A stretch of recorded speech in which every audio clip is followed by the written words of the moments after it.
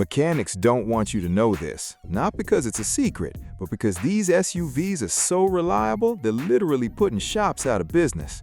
We're talking cheap SUVs that refuse to die, the kind of trucks that make a mechanic look at his mortgage payment and cry. Today, I'm giving you 5 SUVs that are so bulletproof, your mechanic will beg you to buy one just so he can finally take a vacation, because you'll never need him again. All right, kicking things off with number 1, and I guarantee most of you just scrolled past one of these in a parking lot today without even noticing it. And honestly, that's exactly why it's on this list.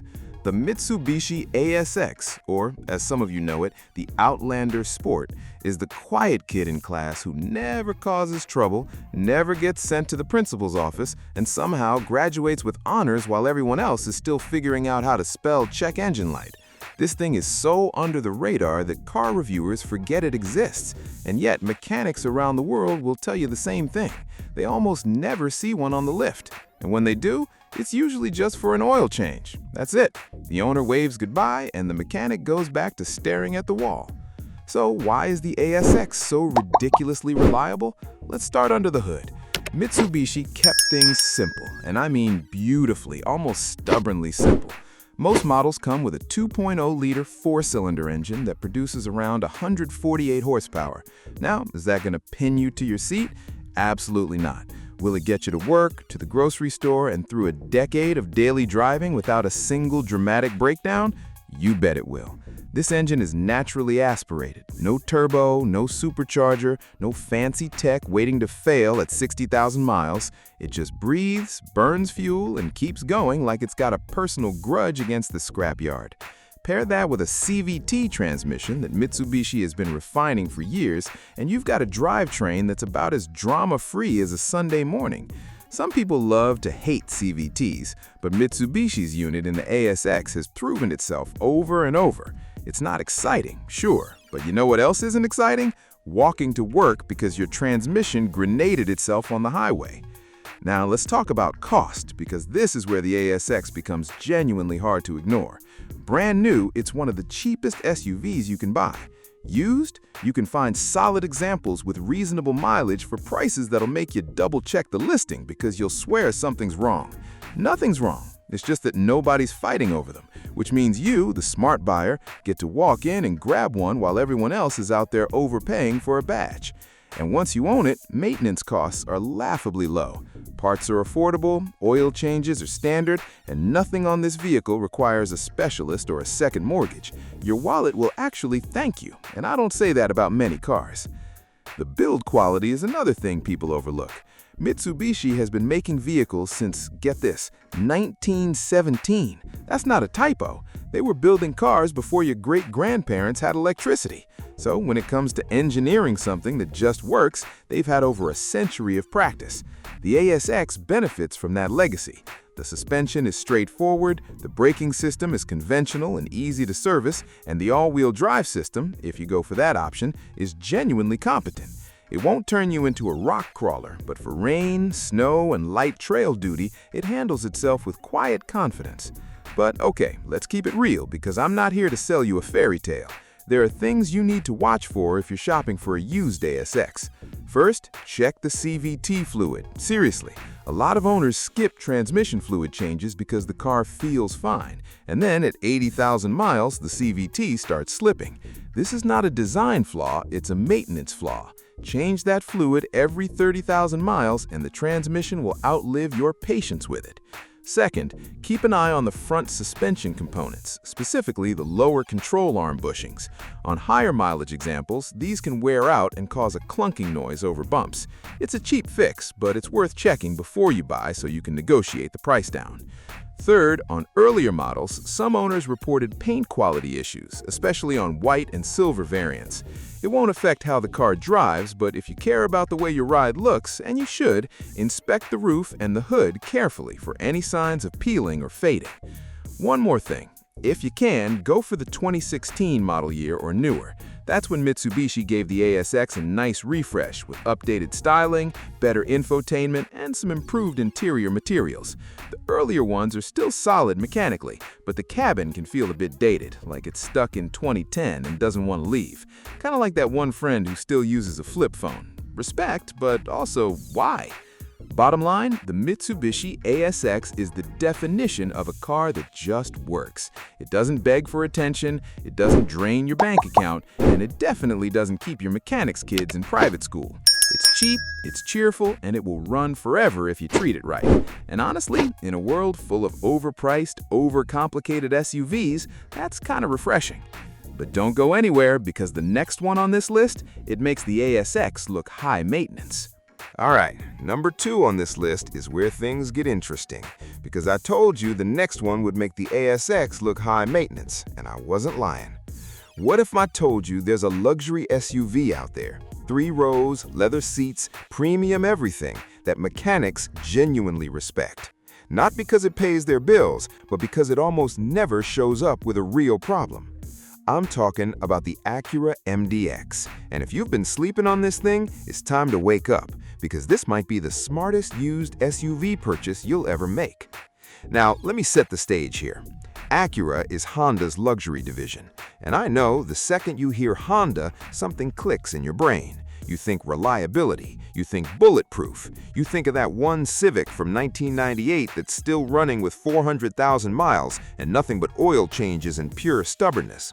Well, take that DNA, wrap it in premium leather, give it a V6 engine with actual power, throw in a 3rd row, and you've got the MDX. It's basically a Honda pilot that went to business school, got an MBA, and started wearing a nicer suit.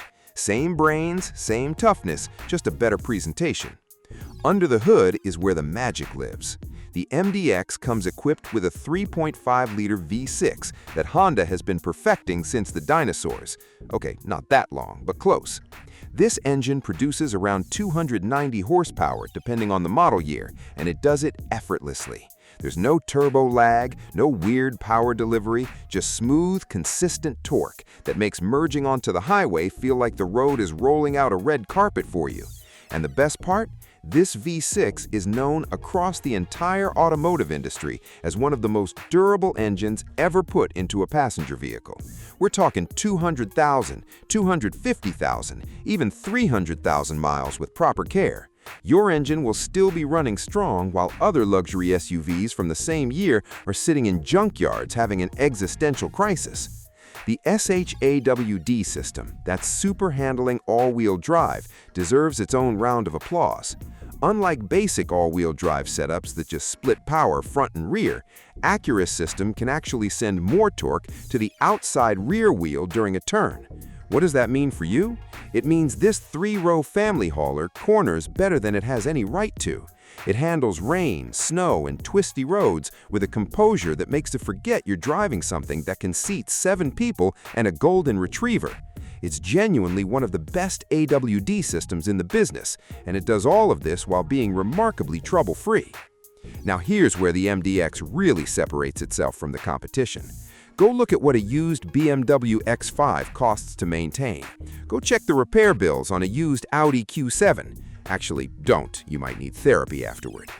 The MDX gives you that same premium feel, the quiet cabin, the soft touch materials, the technology, but when something does eventually need attention, the parts are Honda priced, not German luxury priced. We're talking about a vehicle where a brake job costs you what a German SUV charges you just for the diagnostic scan. That's not an exaggeration, that's reality, and it's beautiful. But let's talk about what you need to watch, because even the best have their quirks, and I'd be doing you dirty if I didn't mention them. The biggest one, and pay attention here because this is crucial, is the transmission. Specifically, if you're looking at 2001 to 2003 models, run. I don't mean walk fast, I mean run. Those early automatic transmissions had well-documented failure issues, and while Acura addressed them in later years, those first-generation units are a gamble you don't need to take. From 2004 onward, the transmission was significantly improved, and by the time you get to the 2007 and later models, it's essentially a non-issue. The third generation, from 2014 onward, paired with a 9-speed or the newer 10-speed automatic, is rock solid. Second thing, if you're looking at a higher mileage example, check the power steering system. Some MDX models, particularly from the second generation, can develop a whining noise from the power steering pump. It's not catastrophic, but it's annoying, and replacing the pump plus fluid flush can run you a few $100. Easy to spot during a test drive, though. Just turn the wheel at low speed and listen. If it sounds like a whale trying to sing through a straw, negotiate that price down. Third, keep an eye on the timing belt. The 3.5-liter V6 uses a timing belt, not a chain, and it needs to be replaced roughly every 105,000 miles. This is not optional. If the previous owner skipped it, you're sitting on a ticking clock. Always ask for service records, and if they can't prove the belt was done, factor that cost into your offer. It's around $800 to $1,200 depending on where you go, but it's the kind of maintenance that, when done on time, lets this engine live to see odometer numbers that most luxury SUVs can only dream about. Here's my honest take. The Acura MDX is the cheat code of the used luxury SUV market. You get a vehicle that looks and feels premium, drives like it costs twice the price, and has the mechanical backbone of a Honda. It's the kind of SUV where you show up to a nice restaurant and nobody questions your taste, but your mechanic also doesn't question your sanity. That combination is incredibly rare. So, if you want luxury without the luxury headaches, the MDX is your answer. But stick around, because the next SUV on this list takes reliability to a level that's almost offensive to every other manufacturer.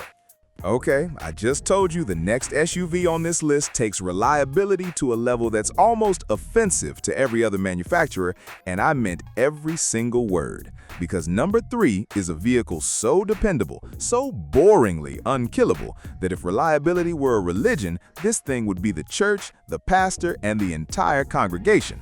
I'm talking about the Honda CR-V. And right now, half of you are nodding because you already own one, and the other half are about to understand why your neighbor's CR-V has been sitting in that driveway for 12 years and still looks like it's ready to do 12 more without breaking a sweat. Let me paint a picture for you. Imagine you're a mechanic. You went to school, you got certified, you opened your own shop, you've got bills to pay. And then someone rolls in with a CR-V. Your heart sinks. Not because something's wrong with it, but because you already know this appointment is going to take 15 minutes and all you're doing is changing the oil. There's nothing else to fix. The owner's going to pay you $40, wave goodbye, and you won't see them again for another 6 months.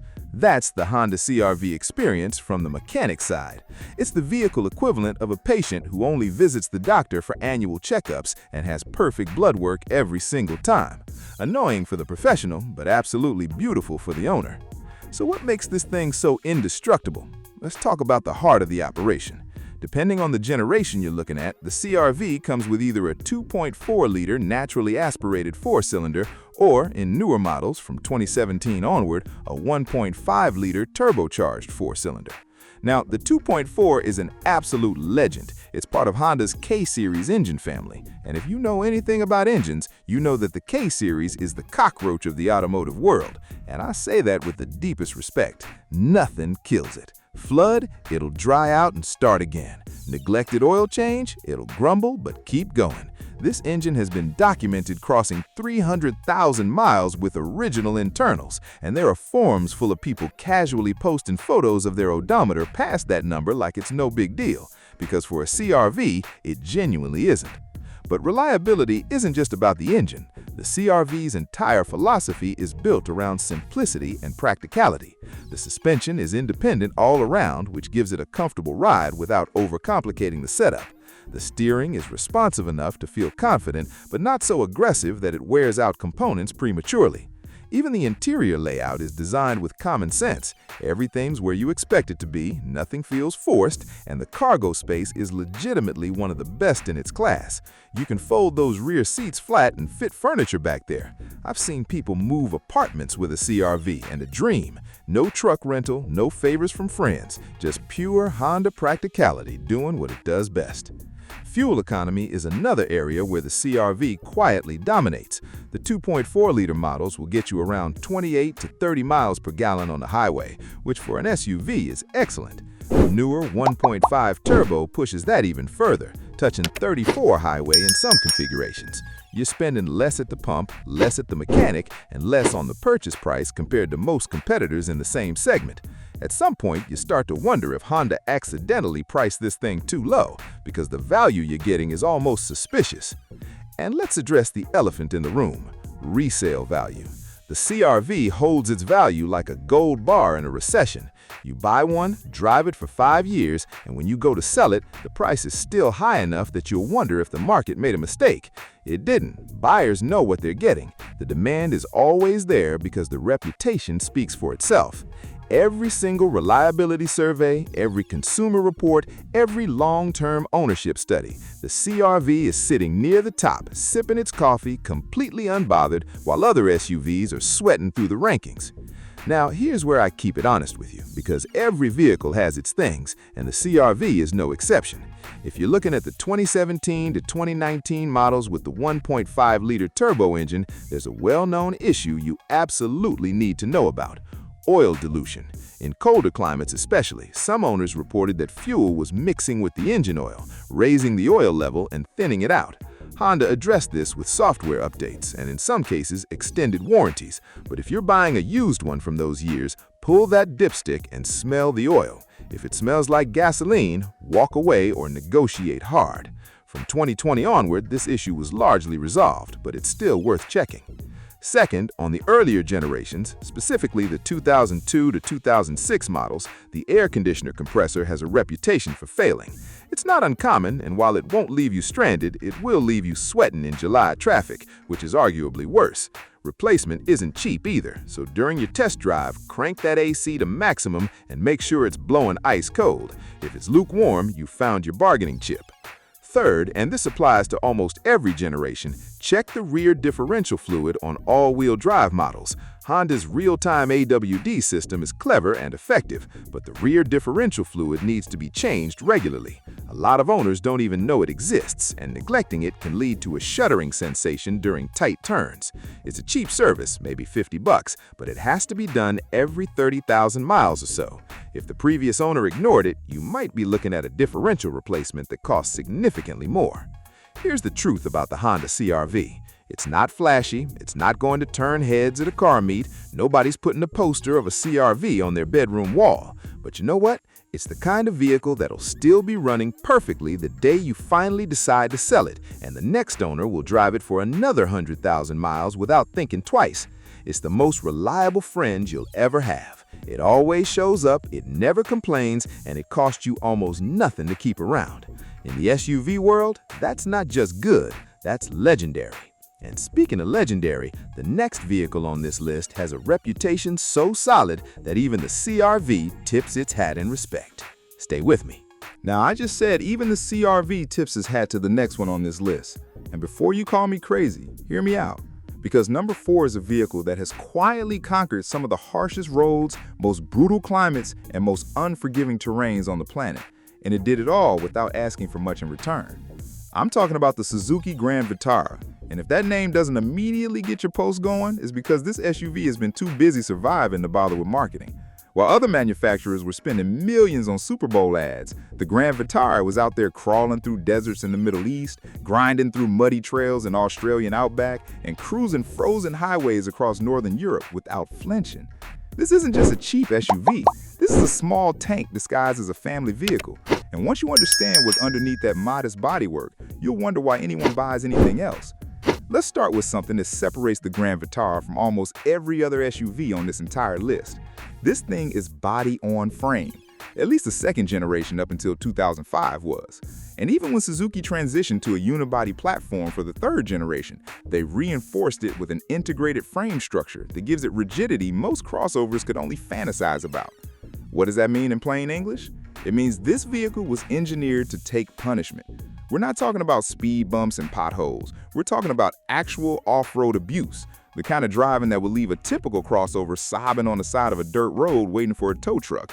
The Grand Vitara just shrugs it off, pops his knuckles, and asks what's next. Under the hood, Suzuki kept things remarkably sensible. The most common engine you'll find is a 2.4-liter four-cylinder producing around 166 horsepower. It's not going to win any drag races. In fact, a motivated cyclist might give it a run on the downhill. But that's entirely beside the point. This engine is naturally aspirated, uses a conventional timing chain instead of a belt, which means no expensive replacement intervals, and it has a track record of running well past 200,000 miles without major internal issues. There's also a 2.7-liter and later a 3.2-liter V6 option if you want more grunt. Both are solid choices, but the 4-cylinder is the sweet spot for anyone who wants maximum reliability with minimum cost. It sips fuel, it doesn't overheat, and it starts on cold mornings like it's personally offended by the idea of leaving you stranded. Now here's where the Grand Vitara earns serious respect: the 4-wheel drive system. Suzuki offered a proper part-time and full-time 4WD setup with a locking center differential on many models. Read that again: a locking center diff on a vehicle that cost less than most compact sedans when it was new. That is absolutely insane value. This system gives you genuine off-road capability, not the watered-down all-wheel drive that can handle a wet parking lot nonsense that most crossovers pretend is adventurous. The Grand Vitara can actually leave the pavement and come back in one piece. There are overlanding communities around the world that swear by this vehicle because it delivers real truck capability in a compact, fuel-efficient package that doesn't require a second mortgage for tires. Maintenance costs on this thing are almost comically low. Suzuki parts aren't exotic. They're widely available, they're affordable, and because the mechanical layout is straightforward, most independent mechanics can work on a Grand Vitara without needing specialized training or proprietary tools. Brake jobs are cheap, suspension components are simple and inexpensive. Even if something major does go wrong, which honestly it rarely does, the repair costs are a fraction of what you pay on a comparably equipped competitor. It's like owning a reliable appliance that happens to have 4 wheels and can climb a mountain. But let's get into what you need to watch, because I'm not going to let you walk into a purchase blind. First and most important, if you're looking at an automatic transmission Grand Vitara, pay very close attention to how it shifts. Some of the 4-speed automatics, particularly in higher mileage examples, can develop a harsh shift between second and third gear. It's not always a death sentence, but it can signal that the transmission fluid was neglected for too long. If the shifts feel crispy and abrupt during your test drive, proceed with caution. Better yet, look for a manual transmission model if you can find one. The 5-speed manual in the Grand Vitara is virtually indestructible, and it makes the driving experience 10 times more engaging. Plus, it's one less expensive component that can fail.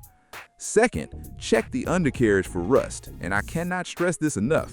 The Grand Vitara's biggest enemy isn't mechanical failure, it's corrosion.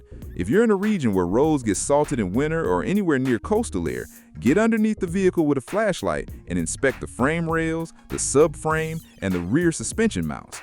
Suzuki's rust protection on these wasn't exactly world-class, and a Grand Vitara that looks beautiful on top can be rotten underneath like a pretty apple with a bad core. If you see structural rust, not surface rust, but actual flaking and perforation, keep walking, no matter how good the price looks. Third, listen for a ticking or rattling noise from the engine on cold starts. Some of the 2.4 engines develop a timing chain tension or rattle, especially past 120,000 miles. It's usually worse when the oil hasn't been changed regularly. The fix isn't catastrophic, a tensioner replacement is manageable, but it's something you want to know about before you buy, not after. During your test drive, start the engine cold if you can, and listen to the first 30 seconds carefully. A healthy Grand Vitara should idle smooth and quiet. If it sounds like a sewing machine having an argument with a bag of marbles, that tensioner needs attention. Now here's where I love about the Grand Vitara, and I mean genuinely love. This is a vehicle built by a company that started making looms, then motorcycles, then tiny cars, and eventually created one of the most capable small off-roaders ever produced. Suzuki understood something that bigger manufacturers often forget. Not everyone needs a massive, gas-guzzling, overpriced SUV to feel confident on the road. Sometimes you just need something small, tough, honest, and cheap to run. The Grand Vitara is all of those things wrapped into a no-nonsense package. It won't impress your coworkers in the office parking lot, but when the weather turns ugly, the road gets rough, and every other crossover is calling a tow truck, you'll be the one driving past them with a quiet smile, barely spending anything on fuel, and knowing your mechanic hasn't heard from you in months. Now stay right here, because the final SUV on this list, number 5, is the one that's going to make half of you immediately open a new tab and start searching for one. Trust me, you don't want to miss it. All right, I told you to stay. I told you number 5 would have you opening a new tab, and I'm about to deliver on that promise. Because the final SUV on this list is one that 10 years ago, nobody would have taken seriously. People laughed at it. Critics dismissed it. Car snobs wouldn't even look in its direction. And now Now those same people are watching their overpriced, over-engineered SUVs fall apart at 80,000 miles while this thing cruises past 200,000 without so much as a warning light. The last vehicle on our list is the Kia Sportage. And if you just made a face, I need you to wipe it off, sit down, and listen. Because what Kia has done with this SUV over the last decade is nothing short of a complete redemption arc that Hollywood couldn't write better. Let's rewind for a second. Back in the early 2000s, Kia was the brand you bought because you couldn't afford anything else. The cars were cheap, they felt cheap, and frankly, they were cheap. They rattled, they rusted, and they gave mechanics a steady income. But then, something happened. Hyundai Motor Group, Kia's parent company, decided to stop playing around and start engineering vehicles that could genuinely compete with the best. They poached top engineers from BMW. They hired the former head of design from Audi. They invested billions into research, development, and quality control. And the Sportage became one of the biggest beneficiaries of that revolution. The third generation, launched in 2010, was a turning point. The fourth generation, from 2016, was a statement. And the fifth generation, that's a full-on declaration of war against every SUV in its class. Kia didn't just improve, Kia transformed. And the Sportage is the walking, driving, never breaking down proof of that transformation. Let's get into the engineering. The fourth generation Sportage, which is the sweet spot for used buyers right now, comes with either a 2.4-liter naturally aspirated four-cylinder producing 181 horsepower or a 2.0-liter turbocharged four-cylinder pushing out 240 horsepower. Both engines are part of Hyundai Kia's Theta family, and when properly maintained, and I'll get to that word properly in a minute, these engines are remarkably durable. The 2.4 is the safer bet for long-term reliability. It's simple, it's proven, and it delivers smooth, predictable power without any turbo-related complexity. The 6-speed automatic transmission paired with it shifts cleanly, responds well, and has a solid track record across hundreds of thousands of units worldwide. There's nothing revolutionary about the drivetrain, and that's exactly the point. Revolutionary breaks, proven lasts. What makes the Sportage stand out from the crowd, though, is the sheer amount of features you get for the money. We're talking heated and ventilated seats, a panoramic sunroof, a premium sound system, advanced safety tech including blind spot monitoring and rear cross traffic alert, and an infotainment system that actually works without making you want to throw your phone at the dashboard. Most competitors charge thousands extra for this level of equipment. The Sportage gives it to you almost standard. It's like walking into a 5-star hotel and finding out it costs the same as the motel down the street. You keep looking around for the catch, but there isn't one. It's just genuinely good value, and the market is finally catching on. And then there's the warranty, the thing that changed the entire conversation around Kia as a brand. When Kia started offering a 10-year, 100,000-mile powertrain warranty, people thought it was a gimmick. It wasn't. It was a bet. Kia was essentially telling the world, we're so confident this vehicle won't break that we'll cover it for a decade. Think about that. No manufacturer offers that kind of warranty unless they've done the math and they know the failure rate is incredibly low. That warranty isn't just marketing, it's a public declaration of engineering confidence, and the Sportage has backed it up year after year. Now, you know how this works on this channel. I keep it real every time, no exceptions. So here's what you need to know before you buy. The most critical thing, and I need you to listen carefully, applies to the 2.0-liter Theta 2 turbo and some earlier 2.4-liter Theta 2 engines. There were documented cases of engine seizure due to manufacturing debris left inside the engine block during production. This led to a massive recall and settlement. If you're buying a used Sportage with either of these engines, your absolute first step is checking whether the recall work was performed. Go to Kia's recall lookup website, punch in the VIN, and verify. If the work was done, you're in the clear. If it wasn't, either get it done for free at a dealership before you buy or walk away. This is non-negotiable. Don't skip this step. Don't assume it was done. Verify it with documentation.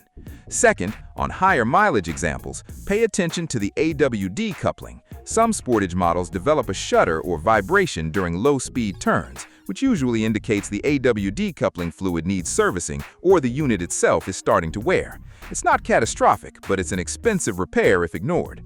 During your test drive, make a few tight U-turns in a parking lot and feel for any vibration or binding through the steering wheel. If it feels like the car is fighting itself through the turn, that's your red flag.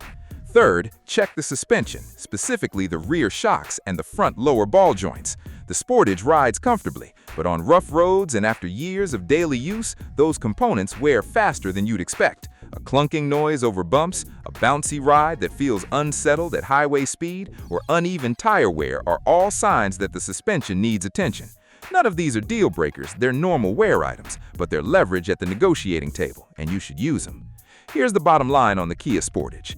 This is a brand that went from punchline to powerhouse in the span of a single generation.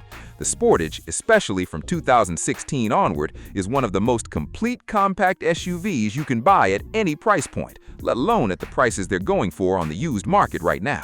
It's comfortable, it's loaded with features, it's affordable to maintain, and it has the kind of warranty backup that lets you sleep at night knowing you're covered. Your mechanic won't hate you for buying one, but he won't be seeing you much either. And deep down, even he'll admit that's because you made a smart choice. So there you have it. 5 cheap SUVs that mechanics genuinely beg you to buy because they literally never break down. From the silent reliability of the Mitsubishi ASX to the luxury durability of the Acura MDX, the legendary dependability of the Honda CR-V, the rugged toughness of the Suzuki Grand Vitara, and the incredible value transformation of the Kia Sportage. Every single one of these vehicles proves that you don't need to spend a fortune to drive something that lasts. Now here's what I need from you. If this video helped you, if you learned something new, or if you're about to go search for one of these SUVs right now, smash that like button. It costs you nothing, and it tells the algorithm to show this video to more people who need to see it. Subscribe if you haven't already, because we drop videos like this every single week, breaking down the smartest cars to buy, the worst ones to avoid, and everything in between. Drop a comment below and tell me, which one of these 5 are you going for? Or did I miss one that should have been on this list? I read every single comment, and your pick might just end up in the next video. Until then, drive smart, save money, and I'll see you in the next one.